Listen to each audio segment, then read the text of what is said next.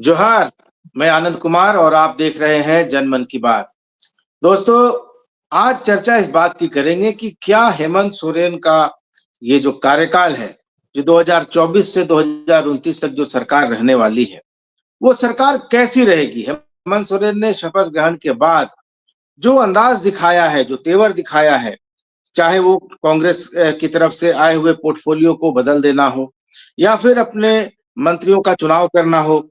मंत्रियों के लिए जो उन्होंने एक 17 पॉइंट की जो एक कहें कि आचार संहिता या सुझाव जो उन्होंने दिया, और जो उनका बॉडी लैंग्वेज है, जिस तरह के वो दिखाई दे रहे हैं, जिस तरह का उनका अंदाज है, क्या वो इस बार सरकार पिछली सरकार की तुलना में कितनी ज्यादा बदली हुई दिखाई देगी।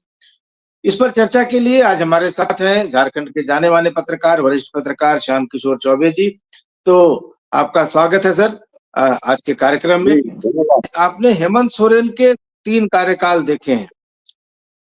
एक तो जब वो 2013 में जब अर्जुन मुंडा की सरकार से समर्थन लेकर मुख्यमंत्री बने थे, एक वो कार्यकाल था, और वो कार्यकाल याद किया जाता है। वो अच्छा कार्यकाल था, काफी विकास के काम भी उसमें हुए थे, और हेमंत सोरेन उसमें काफी मजबूत भी दिखे थे। उन्होंने 2 मंत्रियों को बर्खास्त किया था। एक तो साइमन मरांडी को किया था, जो उन्हीं की पार्टी के मंत्री थे। दूसरे उन्होंने ददई दुबे को भी बर्खास्त किया था, जो काफी बयानबाजी कर रहे थे उन दिनों। तो 2 मंत्रियों को बर्खास्त किया था, लेकिन वो तेवर 2019 से 24 के कार्यकाल में नहीं दिखा। उसके कारण कई थे। कोरोना आ गया, उसके बाद ईडी लगी रही मुख्यमंत्री के पीछे, सरकार गिराने की कोशिश भाजपा करती रही। इन सब में कहीं ना कहीं राज्य का विकास भी बाधित हुआ। लेकिन इस बार जो स्पष्ट जनादेश मिला हेमंत सोरेन को, और जिस तरह के अंदाज में, जिस तरह के तेवर में दिख रहे हैं, क्या लगता है आपको, ये सरकार क्या अलग होगी? क्या विकास के नए प्रतिमान गढ़े जाएंगे? और हेमंत सोरेन एक नेता के तौर पर पिछले 2 कार्यकाल से कितने अलग दिखाई दे रहे हैं आप? देखिए, हेमंत सोरेन अलग तो हो गए, मतलब अलग इस सेंस में कि एक हेमंत सोरेन का नया अवतार देखने को मिल रहा है, और यह अवतार किसी न किसी मायने में जो मतलब झारखंड के बाहर भी जाने जाते हैं। शिबू सोरेन जो उनके पिता हैं, एक क्रांतिकारी और समाज सुधारक नेता के रूप में, उनसे भी ये इनका आभा मंडल थोड़ा बढ़ गया। बढ़ इसलिए गया है कि शिबू सोरेन के नेतृत्व में चुनाव जो लड़ा जाता था, उसमें 18-19 सीटों से ज्यादा कभी नहीं, 18 से ज्यादा कभी आया नहीं। लेकिन हेमंत सोरेन के नेतृत्व में जब 2014 में चुनाव हुआ था, तब शिबू सोरेन शारीरिक रूप से थोड़ा अक्षम होने लगे थे, और एक तरह से पूरा चुनाव हेमंत सोरेन ने ही डील किया था। उस समय भी 2009 की अपेक्षा 1 सीट ज्यादा आई थी, 19 सीटें आई थी। फिर 2019 में तो हठात 30 सीटों पे पहुंच गए, इस बार 34 सीटों पे चले गए। इतना ही नहीं किया, मतलब हेमंत सोरेन के नेतृत्व में पिछली बार भी चुनाव हुआ था, इस बार भी हुआ है। और पिछली बार जो इनके नेतृत्व में उस समय यूपीए था या महागठबंधन कहलाता था, वो 47 सीटें लेके आया था, और इस बार इसका नाम बदला हुआ था, इंडिया हुआ था, और इसमें ये हठात 56 सीटें लेके आ गए, जो 2/3 मेजोरिटी से भी ज्यादा है। तो उसके बाद हुआ ये कि जो आपने शुरू में कहा कि हेमंत सोरेन के पीछे ईडी लगा रहा, ईडी ने इनको गिरफ्तार किया था, और ठीक है कि ये 5 महीने के आसपास, 5 ही महीने ना, 5 महीने के आसपास ये जेल में रहे, और हाईकोर्ट से इनको जिस आधार पे जमानत मिली और जो चीजें हाईकोर्ट ने कही थी, उससे ये थोड़ा और मजबूत होके निकले।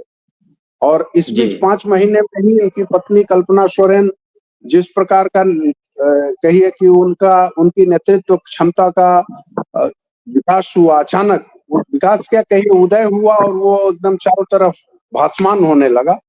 तो उससे इनको और ताकत मिली, मतलब हेमंत सोरेन 1 की जगह 2 हो गए, और बाहरी किसी सपोर्ट की जरूरत नहीं थी।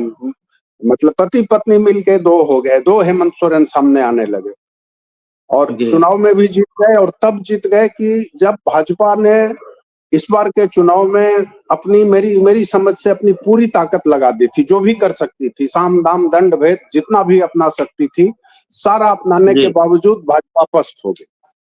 भाजपा ही नहीं पस्त हुई, उसका एनडीए ही एक तरह से ध्वस्त हो गया। जिस सुदेश कुमार महतो को, मतलब आजसू को जिस हौसले के साथ वो लोग इस बार जोड़े थे 2019 में, तो अलग कर दिया था, वो आजसू भी अब ध्वस्त हो गई। तो इनका बॉडी लैंग्वेज बदलना स्वाभाविक है। दूसरी बात की 2013 के पहले, ये जब 2012 में अर्जुन मुंडा की सरकार बनी थी, 2012 में बनी थी, 2011 में, 2011 के शायद अंत में बनी थी, अंत में। तो अर्जुन मुंडा जब चीफ मिनिस्टर थे तो उस समय लोगों ने गौर किया होगा कि उन्होंने हेमंत सोरेन को बहुत प्रमोट किया था एज डिप्टी सीएम। केवल मतलब सिरोमोनियल नहीं रखा था, वो जब दिल्ली जाते थे तो इनको साथ ले जाते थे, वहां मीटिंग में साथ रहते थे। तो इनकी कहिए कि आंख उस समय खुल चुकी थी। उसके बाद फिर अर्जुन मुंडा की सरकार को पलट के जब अपनी सरकार बना ली इन्होंने, यूपीए वाली, और मेरे ख्याल से 16 या 17 महीने की सरकार रही थी, तो उस समय ये कहिए कि एक हेमंत सोरेन नया चेहरा सामने आया और लगा कि हाँ ठीक ठाक काम कर रहे हैं। 2019 में आपने ठीक कहा कि सरकार बनते ही, मतलब एक तरह से बजट सेशन जैसे शुरू हुआ, कोरोना शुरू हो गया, वो लगभग 1.5-2 साल तक परेशान किए रहा। इसके बाद भी कई परिस्थितियां आती गई। 2 बार तो अब बात उड़ी कि सरकार गिराने की कोशिश की गई, कुछ विधायकों को तोड़ा जा रहा था और कुछ विधायक उसमें जेल भी गए और बाकी कुछ लोग भी गिरफ्तार किए गए थे। और उसके बाद ईडी की परेशानियों से जूझते रहे। तो वो कार्यकाल, पिछला कार्यकाल, मतलब जो मुझको महसूस हुआ कि लोगों में आक्रोश नहीं था हेमंत सोरेन की पिछली सरकार के प्रति, लेकिन निराशा का भाव जरूर था। निराशा का भाव होने के पीछे जो मुझको कारण लगता है वो था, एक बड़ा कारण था भ्रष्टाचार, इसमें कोई शक नहीं है। जी, आप ये देखिए कि ब्लॉक लेवल से लेकर बाकी जिलों में ऊपर तक जो चर्चा थी और जो कार्य प्रणाली विकसित हुई थी, उसमें भ्रष्टाचार अगर बहुत नहीं भी था तो प्रचारित इतना हो गया था कि पूरा भ्रष्टाचार है, एक एक पद बिक रहा है और अधिकारी अपने मन से काम कर रहे हैं, अधिकारियों को बार बार बदला भी जाता था।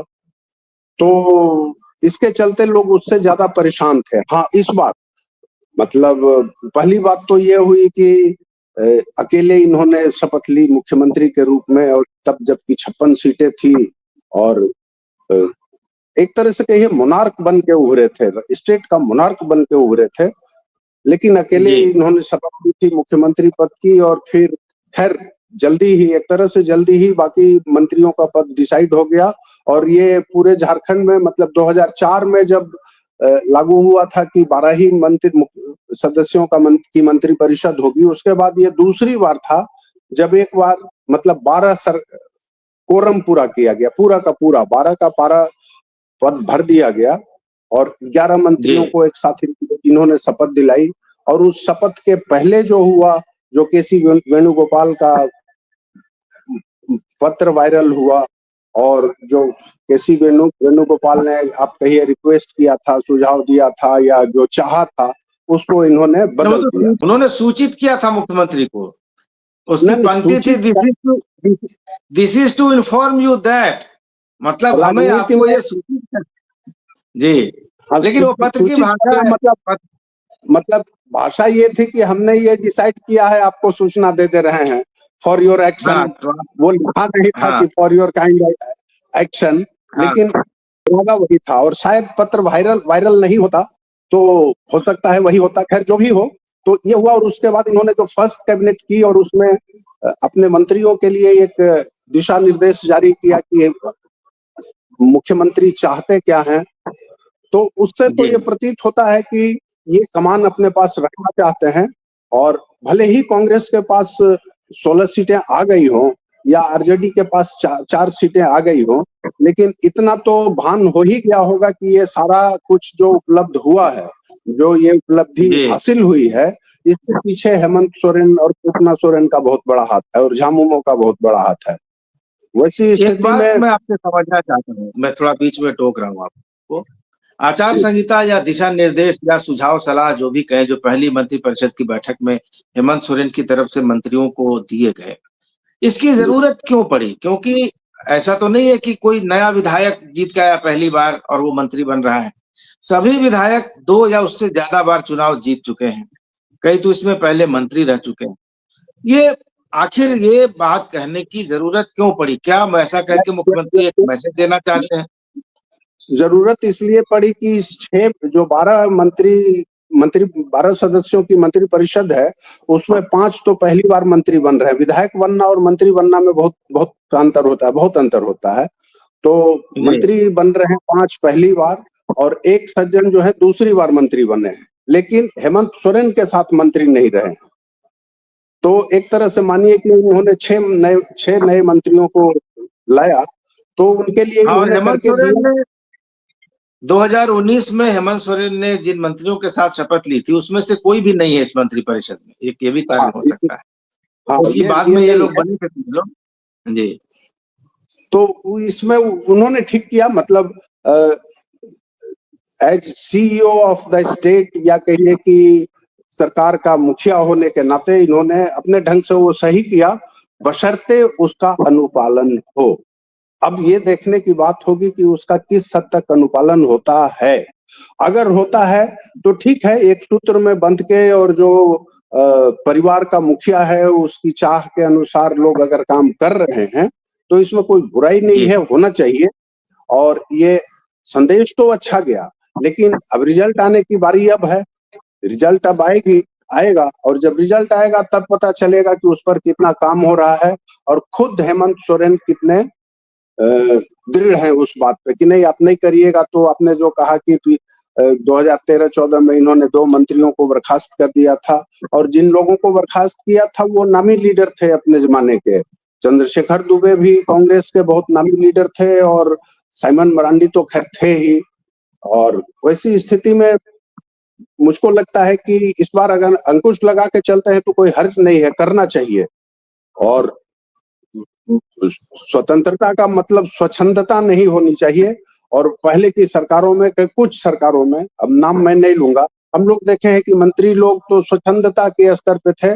12 लोगों की अगर मंत्री परिषद थी तो एक तरह से 12 सरकारें थी। 12 मंत्री स्वयंभू जैसे थे और संप्रभु जैसे थे। तो ऐसा नहीं होना चाहिए। तो ये ठीक है, लेकिन सरकार में भी था, मधु कोड़ा की सरकार में भी था, अर्जुन मुंडा की जो तीसरी सरकार बनी थी उसमें भी था, उनकी दूसरी सरकार में भी था अर्जुन मुंडा की। पहली सरकार को छोड़ दें तो नहीं, तो हाँ, मैं नाम नहीं ले रहा था कि हम लोगों को कौन सी राजनीति करनी है, नाम नहीं नाम लेने से लोगों को जानकारी तो ये तो इस बार अगर ये बांध के चलते हैं सबको एक सूत्र में बांध के चलते हैं तो अच्छी बात है, लेकिन वही है कि जब कुछ परिणाम सामने आवे तब। लेकिन आपको शुरुआती जो उनके जो कदम है उनसे क्या लग रहा है? इस बार एक सख्त, एक कठोर और एक बढ़िया सरकार चलेगी पिछली बार की तुलना में? हेमंत सोरेन उस तरफ बढ़ते हुए दिखाई दे रहे हैं आपको? अभी तो वो सरकार चली कहाँ है, अभी तो मतलब ये एक तरह से जैसे उन्होंने मंत्री बनाए, तो सारे मंत्री ऐसे हैं जो अभी हेमंत सोरेन से जूनियर माने जाएंगे। राधा कृष्ण किशोर को छोड़ दें तो सारे मंत्री हेमंत सोरेन से जूनियर हैं। रामेश्वर उरांव मंत्री नहीं बने कांग्रेस की तरफ से। तो एक तो ये है कि कमांड मुख्यमंत्री का ज्यादा रहेगा। दूसरा, जिस तरह के दिशा निर्देश दे रहे हैं कि राजस्व वसूली में तेजी लाए, सरकार को कोर्ट में मुकदमा नहीं हारना पड़े, इसके लिए आप पहले से तैयारी करके रखिए कि वैसे कौनसी नौबत ना आए। इन सब बातों से कहीं ना कहीं तो ये लग रहा है कि सरकार इस बार वो सख्त प्रशासन देना चाहते हैं। सफल कितने होंगे ये तो वक्त बताएगा, लेकिन शुरुआती दौर में तो लग रहा है कि इस बार पिछली गलतियों से वही सबक सीखा। नहीं, वो सबक सीखा है, और मंत्रिपरिषद का प्रमुख होने के नाते जो इन्होंने अपनी इच्छा जाहिर की है और कहा है कि ऐसा करिए, इसमें कोई बुराई नहीं है, वो होना चाहिए।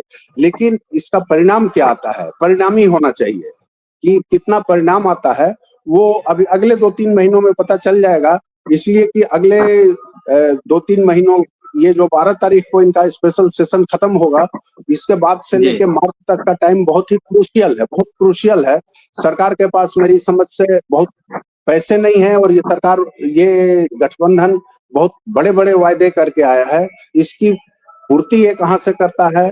और बाकी जो काम पीछे छूट गया, लगातार 2 चुनावों के कारण, बरसात के कारण जो काम रुका हुआ है, कई काम रुके हुए हैं, उस दिशा में कितना आगे बढ़ पाते हैं, ये देखने के बाद ही पता चलेगा कि क्या क्या हो सकता है। अभी कहना मुश्किल है, लेकिन हाँ, इरादे इनके अच्छे हैं, इसमें कोई शक नहीं।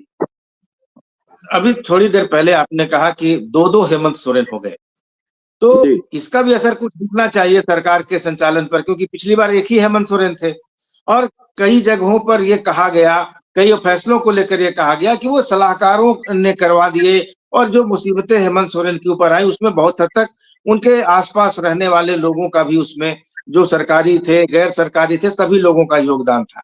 इस बार हेमंत सोरेन के साथ एक और हेमंत सोरेन है जो उनकी अर्धांगिनी है। इस बार वैसे तत्व अभी तो खास करके दिखाई नहीं दे रहे हैं। मुझे लगता है कि कल्पना सोरेन भी उनको एक सलाहकार की भूमिका में रहेंगी, और जब वो सलाहकार रहेंगी तो पत्नी के आसपास कोई उस तरह का किचन कैबिनेट नहीं बन सकता है। पत्नी अपने आप में होम मिनिस्ट्री की मालिक होती है, तो मुझे लग रहा है कि ये सरकार थोड़ी अच्छी तरह से काम करेगी। लेकिन हम लोग बात कर रहे थे भाजपा की, और अभी आपने सुदेश महतो का जिक्र किया। भाजपा सेशन शुरू हो गया है, विधायक दल का नेता नहीं चुन पाई है, और कल सुदेश महतो ने अपने हार के कारणों की जो समीक्षा की, उसमें उन्होंने कहा कि समन्वय की कमी रह गई। इन दोनों चीजों को आप किस रूप में देखते हैं? देखिए, भाजपा अपने विधायक दल का नेता नहीं चुन पा रही है, अभी तक नहीं कर पाई है, तो ये तो क्या कहा जाएगा कि उसके अंदर अनिर्णय की स्थिति ही मानी जाएगी। आपको याद होगा कि चुनाव के पहले तक बार-बार जो घोषणा की जा रही थी, जो फ्री बीज की जो घोषणा थी, सो तो अलग चीज थी। उसमें एक घोषणा बहुत महत्वपूर्ण थी कि पहली कैबिनेट में ही हम ये लागू कर देंगे, ये फ्री बीज दे देंगे, ये बार-बार कहा जा रहा था।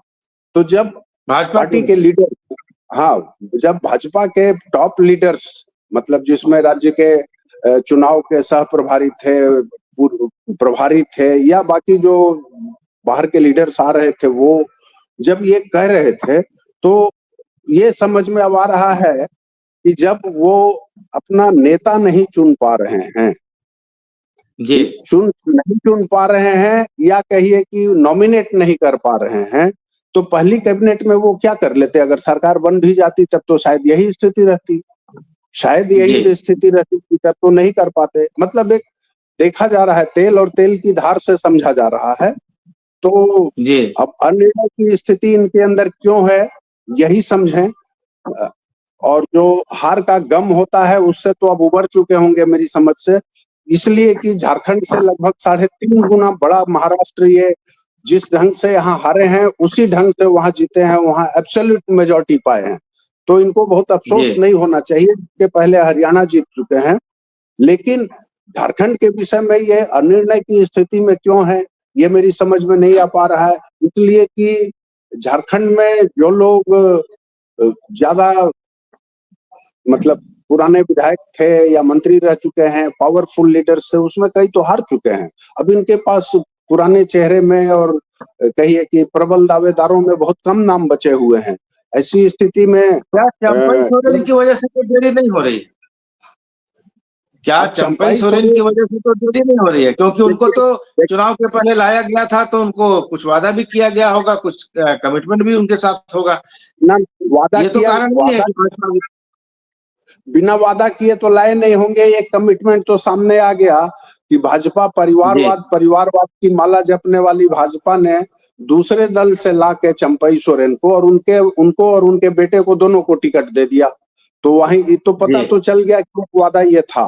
बाकी दूसरे वादे के लिए अब हम लोग अनुमान लगा सकते हैं, इसलिए कि जब चंपई सोरेन को, जब वे मुख्यमंत्री थे, मतलब एक तरह से मैं कहता हूँ स्थानापन्न मुख्यमंत्री थे, और जब मुख्यमंत्री पद उनसे ले लिया गया या उनको छोड़ना पड़ा, तो उस समय तक भाजपा के नेता बहुत जोर शोर से कह रहे थे कि चंपई सोरेन पिछले 24 वर्षों के सर्वश्रेष्ठ मुख्यमंत्री हैं। सर्वश्रेष्ठ मुख्यमंत्री जब आप बार बार किसी को कह रहे हैं और उसको ला रहे हैं, तो उसको उस ढंग से तो इज्जत भी देनी होगी। और मेरे ख्याल से हो सकता है कि चंपई सोरेन बोल रहे हो कि भाई मैं तो सर्वश्रेष्ठ मुख्यमंत्री रहा हूं, तो कम से कम 21 विधायकों का, 21 में एक मैं खुद ही हूं, मतलब 20 विधायकों का तो नेता बना दीजिए।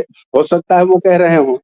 दूसरी बात की इनके पास जिन सीटों पे मुख्य लड़ाई थी इस बार, वो थी झारखंड की 28 ट्राइबल सीटें थी। उस 28 सीट में केवल चंपई सोरेन ही नगीना बने हैं, केवल एक सीट जीते हैं, बाकी 27 सीट तो इनके हाथ से निकल चुकी है। तो ऐसी स्थिति में चंपई सोरेन का दावा तो बनता है, लेकिन सवाल यह है कि इनके पास बाबूलाल मरांडी जैसा भी सीजन लीडर है, उसके बाद सीपी सिंह, चंद्रेश्वर प्रसाद सिंह जैसा लगातार 6-7 बार चुनाव जीतने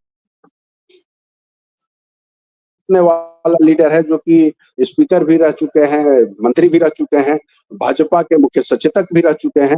तो ऐसी स्थिति में खैर इससे मतलब नहीं था। मतलब यह है कि आप नॉमिनेट करने की परंपरा छोड़ेंगे। जब बोलते हैं कि हमारे पास आंतरिक लोकतंत्र है, तो बीच में इतना टाइम मिला, 23 तारीख को रिजल्ट आया है और आज से हाउस शुरू हो गया, तो ऐसी स्थिति में आप इतने बीच में विधायकों की एक बैठक तो करा देते और वो चुन लेते जिसको चुनना होता। विधायकों के अंदर जब आपको लोकतांत्रिक प्रक्रिया के तहत चुनना है, तो 21 में जब 21 है, एक को चुनना है और वो चुना नहीं गया है अभी, तो 11 और 10 का ही अनुपात होगा ना। जी, बराबर बराबर टाई तो होगा नहीं। संजोग से ऐसा नंबर मिला है, वो टाई होगा नहीं। तो आपको तो चुनाव करा लेना चाहिए। लेकिन इससे ये पता चलता है कि भाजपा विधायक दल के नेता का चुनाव नहीं होना है, कहीं से उनके लिए निर्देशित किया जाना है, केसी वेणुगोपाल के पत्र की तरह। तो वैसे अगर निर्देशित करना है तो असमंजस की स्थिति होगी कि किसको करें। और संजोग से इस बार बहुत नाम नहीं है जी। मतलब उस दौड़ में जो भी हो सकते हैं 2-3 लोग ही हैं। 2-3 लोग में आपके पास 2-3 पद भी हैं, कम से कम 2 पद तो हैं ही। एक नेता विधायक दल का, दूसरा मुख्य सचेतक का, तीसरा आप चाहिए तो सचेतक का भी है। तो ऐसी स्थिति में आप 2-3 लोगों को एडजस्ट तो कर सकते हैं बहुत आसानी से। तो अब क्यों नहीं कर पा रहे हैं? और तब जबकि कहा जाता है कि बड़ा क्विक एक्शन लेने वाला ऊपर का जो टॉप लीडरशिप है वो बहुत क्विक एक्शन लेता है, बहुत समझदारी पूर्ण एक्शन लेता है और उनकी बात कोई टालता भी नहीं है, टालना भी नहीं चाहिए। तो ऐसी स्थिति में अब वो क्यों चुप बैठे हैं? तो इससे तो भाजपा की बदनामी ही हो रही है। ऐसा नहीं है कि भाजपा की नेकनामी हो रही है। सुदेश महतो के बयान पर कि उन्होंने कहा कि सामंजस्य की कमी रह गई, किसकी तरफ से कमी रह गई? क्या भाजपा की तरफ से उनको सामंजस्य उनका नहीं बैठ पाया? क्या आपको लगता है सुदेश में भाजपा ने पहले हार को बहाना बनाया ये कि मैया योजना को हम समझ नहीं पाए, जयराम महतो कितना असर करेंगे ये समझ नहीं पाए, अब सुदेश महतो हार का ठीकरा बीजेपी के ऊपर फोड़ रहे हैं। क्या ये सब इनका क्या मतलब निकाला जाए? ये हारे को हरिनाम है, हारे को हरिनाम है। सवाल है कि जब 2 चरणों में चुनाव हुआ और एक चरण में 43 सीटें थी और बाकी में 39 थी, तो सुदेश महतो की सीट खुद ही दूसरे चरण में थी। मतलब अद्भुत थी कि केवल 2 ही सीटें, ये पहले चरण की जो हम लोग अनुमान लगा रहे थे उस इलाके की केवल 2 सीटें बचा के रखी गई थी द्वितीय चरण की, जिसमें खुद सुदेश महतो की सीट सिल्ली थी। तो सामंजस्य की कमी थी, तो अपने लिए तो कहेंगे कि नहीं मैं सामंजस्य नहीं बिठा सका, ऐसा तो होगा नहीं। और कहना होता तो सीधे बोल देते। सामंजस्य की कमी रह गई मतलब सीधे सीधे भाजपा की ओर आरोप था। ये आरोप जो एनडीए में बाकी 2 घटक थे, जदयू और लोजपा आर, उनपे तो लगाने का कोई तुक ही नहीं है। उन बेचारों को, जदयू को 2 सीट मिली थी, लोजपा को 1 सीट मिली थी, तो जाहिर सा इशारा है कि भाजपा की ओर ही था। तो अब हारे को हरिनाम है, अब वो कुछ भी कर सकते हैं। हालांकि सुदेश महतो थोड़े गंभीर लीडर माने जाते हैं, लेकिन ऐसा उन्होंने क्यों कह दिया? तो मुझको लगता है हार की हताशा में कह दिया, भविष्य को देखते हुए कह दिया कि जो आपने नाम लिया कि वो झारखंड लोकतांत्रिक क्रांतिकारी मोर्चा आया और ठीक है, वो 14% से ज्यादा वोट लेके सामने आ गया और एक आदमी जीत भी गया, और वो ऐसा आदमी है जो तूफान की तरह नजर आता है। अभी क्या उसका होगा नहीं कहा जा सकता है, भविष्य क्या होगा, लेकिन इसके पहले चुनाव तक तो वो तूफान की तरह नजर आता था। और अगर पूरे स्टेट से वो 14% से ज्यादा वोट लेके आ गया, वो 12 सच लाख से ज्यादा तो वोट आए हैं, 12 लाख से ज्यादा वोट हाँ, हुआ है। तो वैसी स्थिति में अब इनकी हार की हताशा है, या अब दूसरे पर ठीकरा फोड़ना है अपने कार्यकर्ताओं, अपने नेताओं के बीच। लेकिन इससे कुछ बनता बिगड़ता नहीं है। हाँ, थोड़ा सा बिगड़ ही सकता है, बनेगा नहीं। भाजपा के लिए कोई खास बात नहीं है। भाजपा बड़ी पार्टी है, शुरू से यहाँ प्रभावी रही है, झारखंड में उसका प्रभाव रहा है, आज भी है। ठीक है, उसको 21 सीटें ही मिली, लेकिन प्रभाव है। और वोट परसेंटेज के हिसाब से देखिएगा तो जेएमएम से तो ज्यादा ही वोट परसेंटेज उसको मिला है। तो ऐसी स्थिति में भाजपा के लिए स्कोप है, और अभी केंद्र में सत्ता है, कई राज्यों में सत्ता है, एक सीरीज से सभी राज्यों में एक तरह से कह सकते हैं सत्ता है, 2 4 5 6 राज्यों को छोड़ दें तो उसमें वो भाजपा फिर वापस नहीं होगी सत्ता में, ऐसा नहीं कहा जा सकता। लेकिन प्रश्न चिन्ह सुदेश महतो के ही पास है, आजसू के साथ ही है, इसलिए कि एक दूसरा उसी ढंग का एक लीडरशिप इमर्ज कर चुका है, वैसी पार्टी भी इमर्ज कर चुकी है, तो उनको तो उसी से लड़ना है। और संजोग से दोनों का वोट टारगेट एक ही है, दोनों के मतदाता एक ही किस्म के हैं, तो अब सुदेश महतो के लिए चिंता की बात है। तो भाजपा के लिए समय नहीं है क्या वो नए पार्टनर की तलाश करें, या वो सुदेश महतो के साथ ही रहेंगे, क्या लगता है? ना टाइम तो है, और राजनीति में तो कुछ होता नहीं है। यही भाजपा, आपने देखा, जो आपने जिक्र किया कि 2009 से 2014 के बीच झामुमो के नेतृत्व में सरकार बनाई, फिर अपने नेतृत्व में बनाई, फिर अपने आउट भी हो गई। तो राजनीति में नए पार्टनर की तलाश कर सकती है, उसमें भाजपा कोई दिक्कत नहीं है।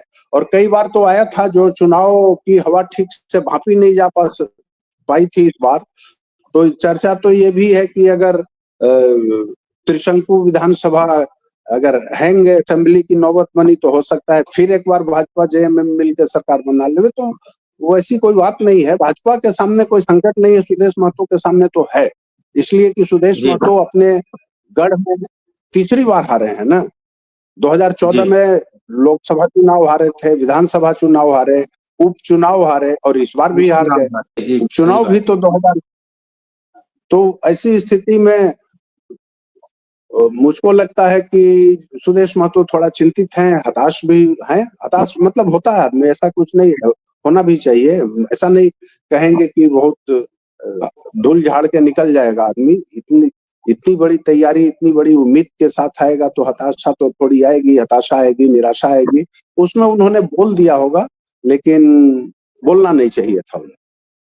अगर वो एनडीए के फोरम पे इस बात को उठाते, हो सकता है उठाया भी हो उन्होंने वहां कि भाई ये गड़बड़ है, आपकी ओर से हुई। लेकिन अब तो क्या, अब तो सांप तो चला गया, बिल में चला गया, अब लाठी पीटते रहिए, अब तो चुनाव हार चुके हैं। ये उस टाइम इन्होंने ये गुहार लगाई होती तो शायद कुछ और रिजल्ट मिल सकता था, पॉसिबल है। जी, तो चलिए, अब चर्चा हमने की, और आप भी ये कह रहे हैं कि हेमंत सोरेन की शुरुआत अच्छी लग रही है, लेकिन अब कुछ दिन उनको देखना होगा, तभी पता चल पाएगा कि वास्तव में भी जो शुरुआत हुई है वो नतीजों में कितनी तब्दील होगी।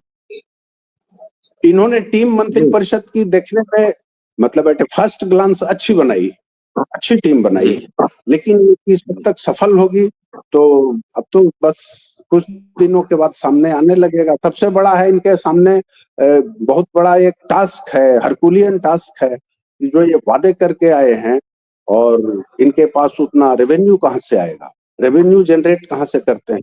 लगभग 25,000 करोड़ आप बता दीजिए हम लोगों को, क्योंकि आपकी वित्त पर, पब्लिक फाइनेंस पर भी अच्छी पकड़ है। ये सरकार बिना जनता पर बोझ डाले किस तरह से राजस्व जमा कर सकती है, या फिर उसके सामने जनता पर बोझ डालने के अलावा कोई और चारा नहीं है? आपको क्या लगता है? देखिए, सरकार का जो पॉलिटिकल और सोशल संदर्भ होता है, एस्पेक्ट होता है, वो बहुत हद तक उसके इकोनॉमिक एस्पेक्ट पर भी उसका प्रभाव रहता है। तो सबसे पहले तो सरकार को, हेमंत सोरेन को स्पेशली, बाकी इसमें तो बहुत सारे 6 लोग तो नए हैं, हेमंत सोरेन को स्पेशली एक चीज से छुटकारा पानी होगी कि जो है भ्रष्टाचार। भ्रष्टाचार मुक्त झारखंड पूरा न भी हो सही तो लेकिन हो कि भ्रष्टाचार पे अंकुश लगता जा रहा है, वो करेंगे तो इसका आर्थिक क्षेत्र पर भी प्रभाव पड़ेगा, आर्थिक क्षेत्र पर भी इसका प्रभाव पड़ेगा, सरकार की पर्सनैलिटी पे प्रभाव पड़ेगा, हेमंत सोरेन की पर्सनैलिटी पे प्रभाव पड़ेगा और खुद इंडिया ब्लॉक पर की पर्सनैलिटी पे प्रभाव पड़ेगा कि तब जबकि भ्रष्टाचार से ये किस हद तक छुटकारा पाते हैं। खास करके भ्रष्टाचार में ब्लॉक लेवल पे, जिला लेवल पे, कमिश्नरी लेवल पे अगर भ्रष्टाचार पे अंकुश लगता है और जनता का काम होने लगता है, बहुत बड़े बड़े काम नहीं होते हैं वहां, तो उस लेवल पे छोटे छोटे काम होते हैं, अगर वो होने लगता है सही सही तो मेरे ख्याल से एक अच्छा संदेश जाएगा और उसके बाद उसका इनके रेवेन्यू पर भी असर पड़ेगा। ऐसा नहीं है कि उसका रेवेन्यू पे असर नहीं पड़ेगा, बहुत सारा असर पड़ जाएगा। जो रेवेन्यू कलेक्शन में जो बहुत सारे छिद्र हैं उसको रोकें। अब जैसे मैं उदाहरण देता हूँ, छोटा ही उदाहरण है लेकिन काबिले गौर है कि झारखंड के लिए एक बड़ा रेवेन्यू का सोर्स है आपका मिनरल फंड का, जी, डीएमएफटी, जो डीएमएफटी।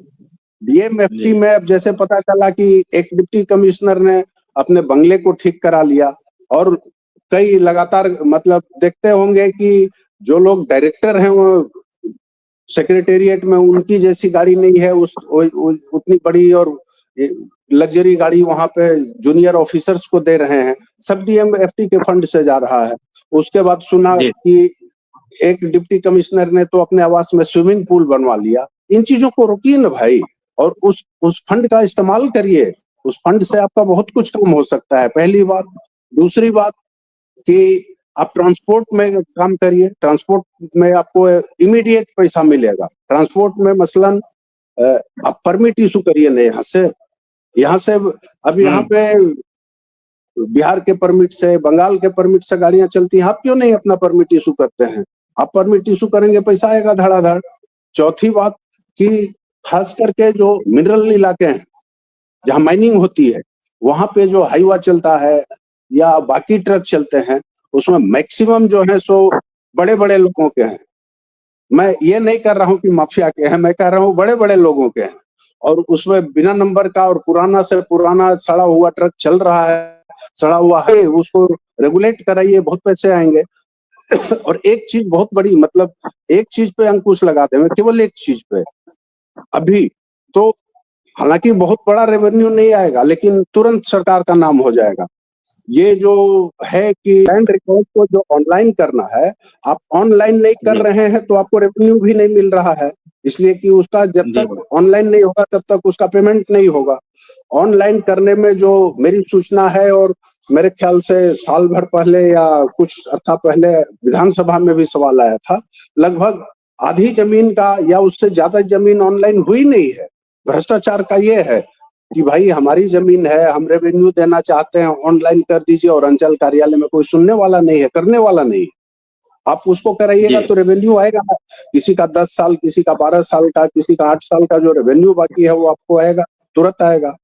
तीसरी बात कि आपके पास जिस चीज के चलते ईडी लगा, मतलब अभी हालांकि उस पर बहुत कुछ हुआ नहीं है, शराब वाला मामला है। शराब की पॉलिसी तय करिए ना।